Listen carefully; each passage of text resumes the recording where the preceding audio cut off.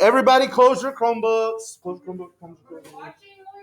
Close your Chromebooks. No, we're talking about the rock cycle today. So this next section is gonna bring together all the stuff we've been doing this week. Take your head up, Landon. Come on. Wake up. This section is gonna bring together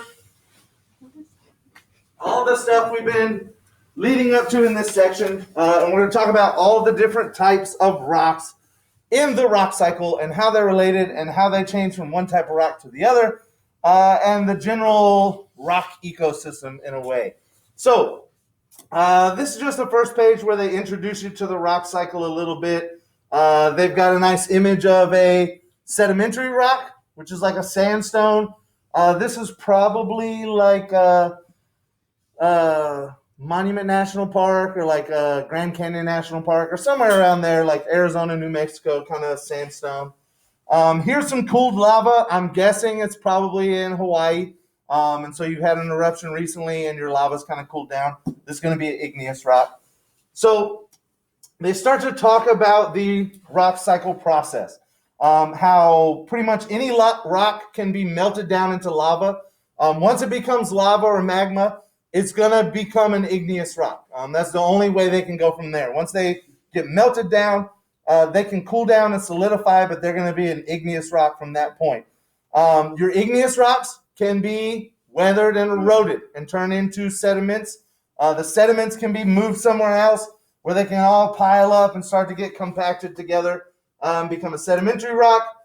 And then if I get enough heat and pressure all together and they start to squeeze my sediments, I can take my sedimentary rock and turn it into a metamorphic rock. And so those are our three different main sections. Is this going to flip over? Here we go. So now we start on the Explore page, and this is where our reading actually begins here. This looks like a fairly new video. Let's see what this video has to offer. Mr. Bailey. And see if it's too bad. Yeah. How loud is it when a volcano? It depends on the volcano. So like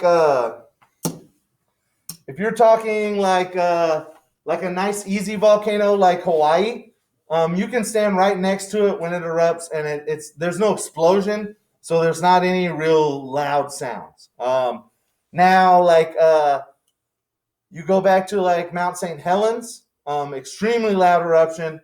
And even if you go back to like Krakatoa, so Krakatoa was the volcano that destroyed Vesuvius. And Vesuvius is the town where all the people got hit by the volcanic blast and like got frozen in place. Has everybody seen the like pictures? It just looks like ash people. Their whole body is just encased in ash and was just like frozen in time.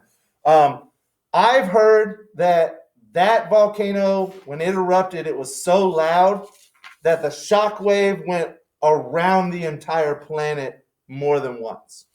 So basically, I don't know how accurate that is. That's a lot of guesswork because it happened like before when people weren't really doing science on this kind of stuff. So they had to do some like backwards calculations.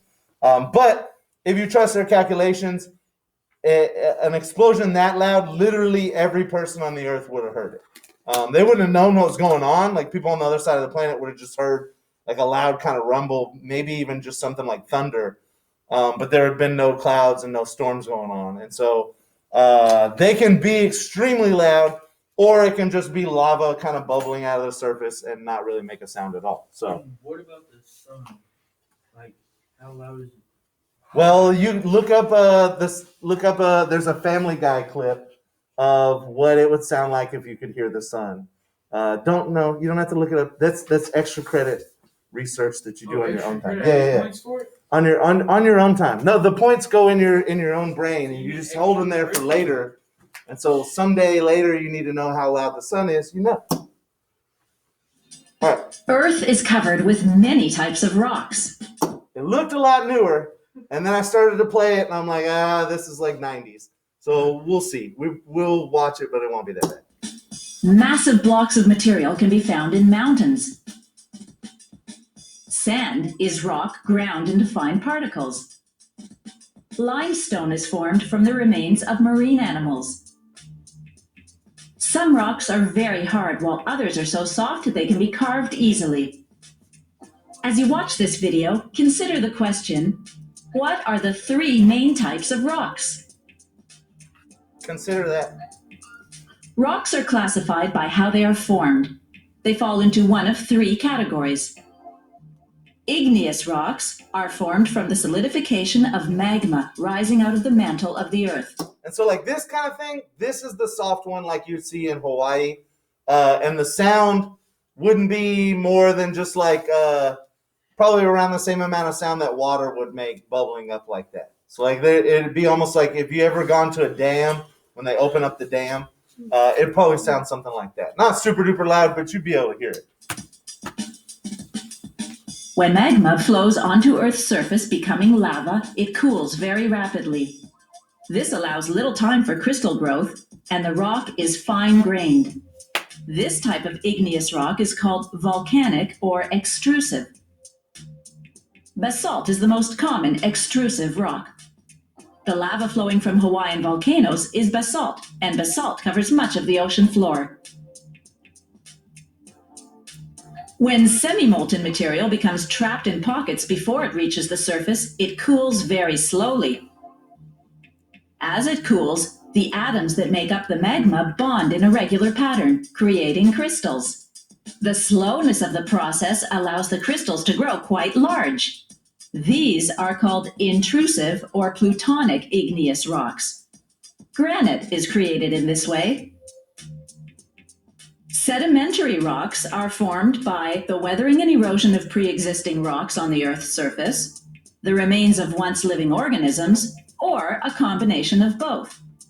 As older rocks are broken apart or dissolved by water, the particles are blown away or washed downstream, where they settle on plains or the bottom of lakes.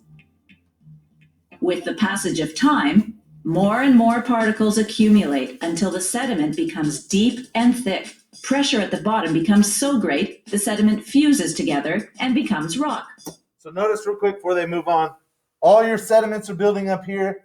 The ones at the bottom are just getting squeezed and squeezed and squeezed from all the other sand that gets piled up on top of it. And you have water that's flowing through here, and so that's going to provide your glue, your cementation that's going to hold everything together. So that's a pretty good illustration of how sedimentary rocks are formed. Much of the surfaces of continents are covered with sedimentary rocks. In North America, for example, the enormous stretch of land from the Appalachian Mountains in the east to the Rockies in the west, and from the Canadian Shield in the north to the Gulf of Mexico in the south, is covered by deep sediment washed down from these mountain ranges. There are many types of sedimentary rock.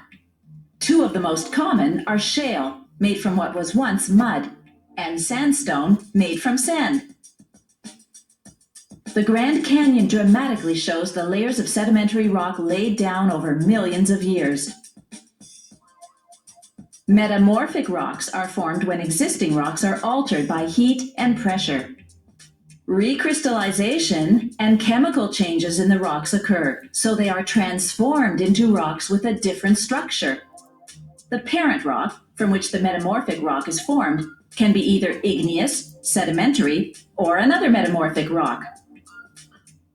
The most common way metamorphic rocks are formed begins when a rock becomes buried under other rocks.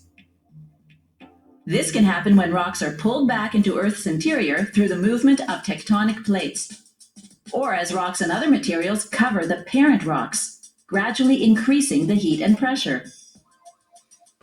When temperatures rise over 200 degrees Celsius, the crystalline structures of the materials in the rock are broken down and transformed into new structures. Chemical changes can also contribute to the formation of metamorphic rocks. Hot fluids or vapors can fill the pores of existing rocks, causing chemical reactions.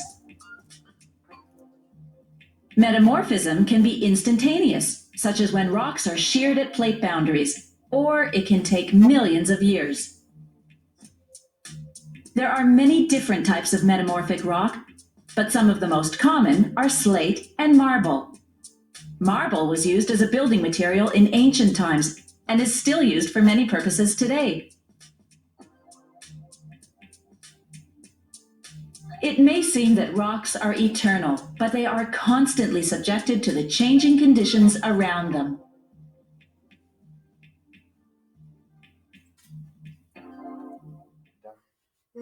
Okay.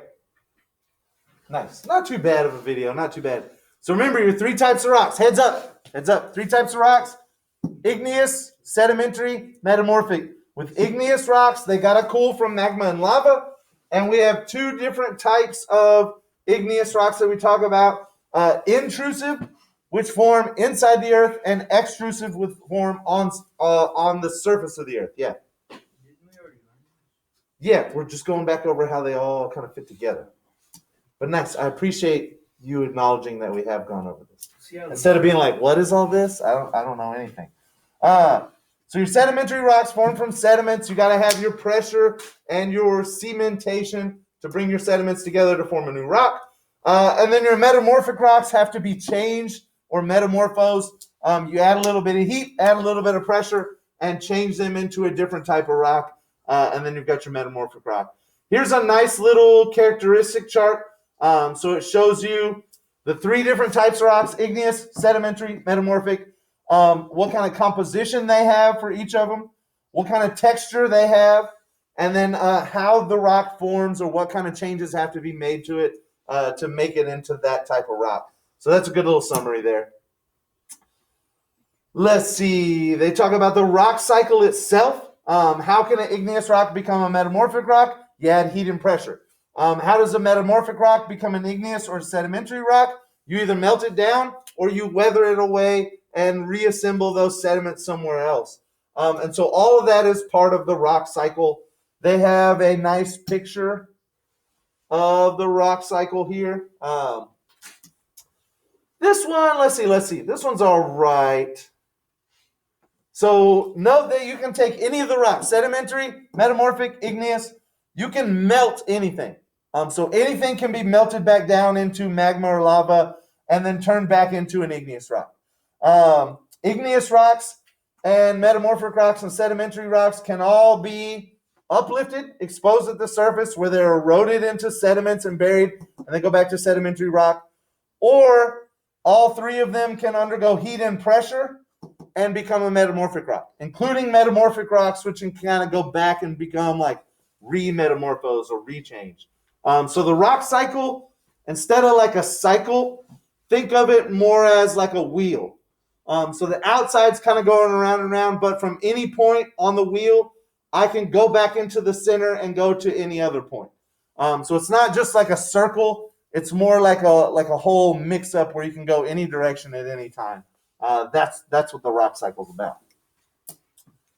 So if we go back here, hopefully we didn't lose our place. No, we're good.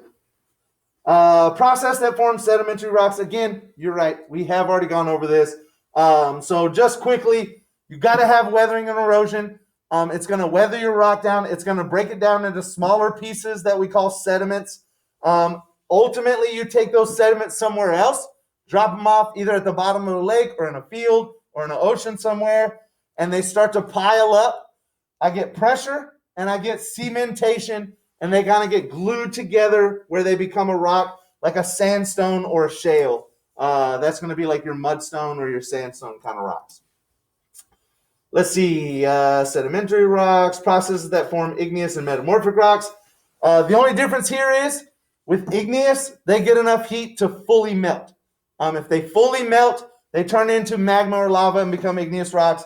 If they get heat and pressure but don't melt, they just get heated up enough to change a little bit. That's going to be a metamorphic rock. So does it melt? It'll be igneous. If it doesn't melt, it's going to be metamorphic. We won't watch that video, or maybe we'll come back and watch it. We'll see. And then they mentioned plate tectonics. Plate tectonics are actually kind of important for the rock cycle because without plate tectonics, there's not a great way for you to be able to melt rocks, right? Like we got rocks outside on the surface here around the parking lot and people's driveways. What are the chances those rocks get like up to like 1,500 degrees Fahrenheit and they start to melt? Like none. Like it's not, even the hottest day in a Texas summer isn't going to start to melt rocks. So how do I get new rocks that get melted down I got to push them down inside the surface of the earth. I got to get them below the surface, down inside the earth, where now they get a lot of heat and pressure. And the only way to push a lot of rocks down that far is with plate tectonics. They ride a plate down, and as they go down, that plate gets remelted back into the earth and kind of gets recycled. And so without plate tectonics, all of our igneous rocks would be really, really old. We wouldn't have volcanoes. We wouldn't have new igneous rock being formed. Another thing with plate tectonics is what keeps the land above the water. If it weren't for plate tectonics, you know how like everything's always being weathered and eroded? Well, if it weren't for plate tectonics, all of the continents would be weathered and eroded below the ocean level. If the weather, like the earth itself, is always trying to erode everything and push it down into the oceans, because that's where all the rivers run. Like every river runs to an ocean unless it gets stopped by a lake. And if the lake fills up enough, then it's going to go down into the ocean. So if all of our soil is ultimately headed to the ocean, how do we have any continents left over that are still above the water? It's because of plate tectonics. Plate tectonics keeps pushing up new mountains. It lets our continents kind of float up above all the oceanic plate and keeps everything up above the water, which is nice because we don't live in the water. And then metamorphic rocks, heat and pressure is what I need for metamorphic rocks. The best place to find those is where I have two plates being smashed together. Without that pressure, I'm not really going to get a lot of metamorphic rocks. So they just kind of make the case here in this last paragraph or two that plate tectonics is really important to the rock cycle and making sure everything cycles through. Let's see. That looks really, really old.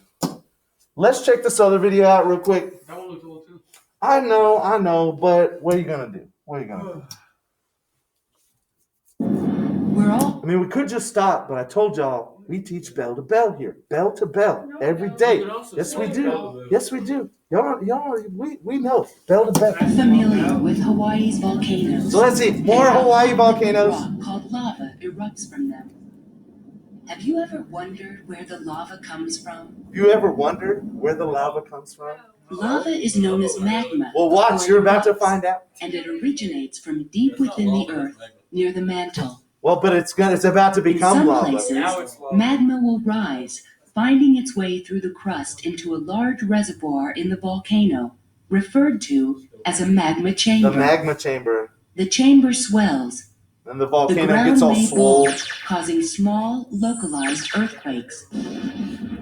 An eruption can occur at the end of one or more of several channels. The lava can shoot hundreds of feet into the sky, and an eruption like this can last for days. Lava fountains are typical of these kinds of volcanoes. Lava can also erupt through cracks in the ground, creating walls of fire or lava curtains. A lava curtain can sometimes be more than a mile long and reach a height of over 150 feet. When lava travels downhill, it creates rivers of fire.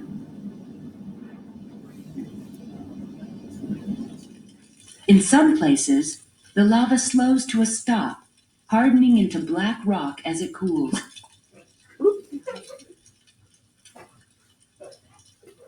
But in other places, Hold on, look at that real quick. What? Just calm down. Jesus. Oh my God. Go back 2 seconds and I get a groan. What is this lava like falling down onto here? Fire. Sand. It could be sand. It's either sand or like a road. But notice that it's like whatever happens to be on the surface here, it's like burning it up. Because the lava's not what's on fire. It's whatever it's touching that's actually creating the flames there. And so you'll see like little fires pop up as the lava slowly creeps down hills in Hawaii. but in other places, the lava doesn't stop, reaching the ocean. Steam explosions are common, as the lava explodes as it hardens. New shorelines form under clouds of hissing steam.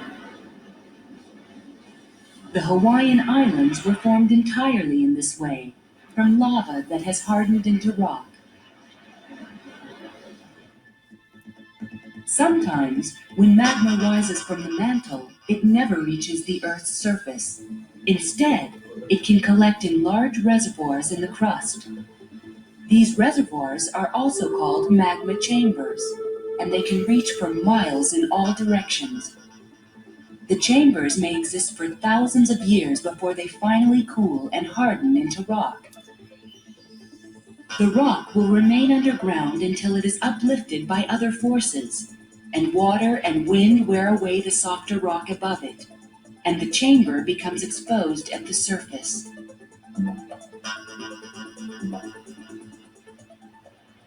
The mountains in Yosemite Park, as well as many other places, are made of rock that was once part of an ancient magma chamber that has since been uplifted and then sculpted by the effects of water, wind, and ice. Many of the rocks we find on the Earth's surface were once magma that had cooled beneath the ground. Rock formed by the cooling of magma and lava is called igneous rock. Igneous means fiery, and these rocks are varied in appearance. Do we look at some rocks? Some igneous rocks, like That's granite, nice. Yeah, are we very might look at hard. some. Granite is used Maybe for we'll the see. exterior of many modern buildings. Yep. Pumice Tap is a it. soft igneous rock. You can easily scrape it with your nail. Obsidian is an igneous rock that looks like glass. It can have sharp edges. Another type of rock is called metamorphic rock. Metamorphic rocks originally began as other forms of rock, but have since been changed by heat and pressure found in the earth. Some metamorphic rocks clearly show the effects of reheating. Notice the wavy pattern in this rock. It was formed when the rock was hot and liquid-like. Some metamorphic rocks undergo a change in appearance after they've been reheated. Marble is a metamorphic rock that started out as limestone, a different-looking rock. Yet other metamorphic rocks undergo little change in appearance. Slate is a metamorphic rock that started out as shale, a rock that looks nearly identical to slate. Nearly identical. Oh, we're done? They do look pretty close. Let's check out this 2-minute video at the end, and we'll see. It might be even worse, but My favorite. we'll see. We'll see.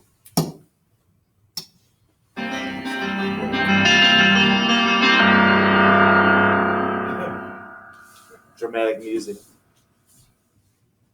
One of the major forces that shape the Earth is the movement of huge pieces of the Earth's crust and upper mantle called plates. The surface of the Earth is divided into about 12 major plates. The areas where these plates come together or move apart are among the most geologically active on Earth.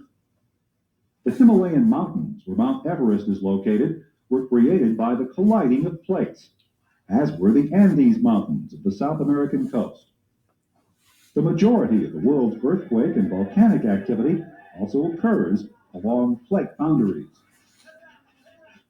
Earthquakes occur as pressures build up to the breaking point along plate boundaries and are suddenly released to form seismic waves.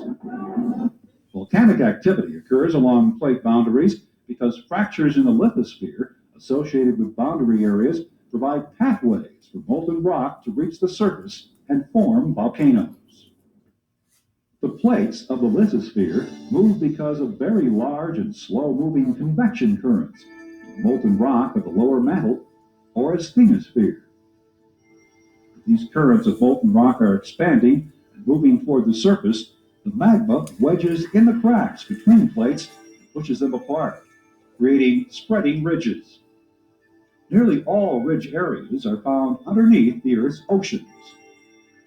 For example, magma forced up from the asthenosphere along the mid-Atlantic ridge drives the South American and African plates apart.